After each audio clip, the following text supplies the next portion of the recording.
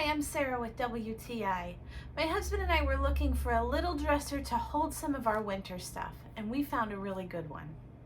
This beautiful dresser is from Bigroof Furniture, and I love so many things about it. I love how sturdy it is. I love that it has this hard top on it so that you can put a lamp, you can put anything that you want on it and use it as a regular piece of furniture, but it has these cloth drawers in it which are easy to move in and out, and it makes it lightweight so you can move this around if you want to.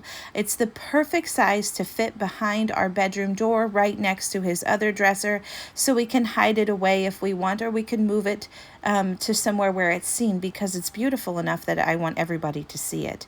It is hardwood. You can definitely put some weight on this thing and it's not going to collapse, so that is wonderful. I also love that it has adjustable feet, so you can put it on uneven ground if you want to, and it'll still level it out. It was very easy to put together. I did it all by myself in a matter of minutes. The directions were very easy to understand, and I was done in about 15 minutes with it. And now I have a wonderful place to store some bulky sweaters. You can store art supplies. You can think of a million uses for this. This dresser is perfect when you just need something small to help you organize your house a little bit.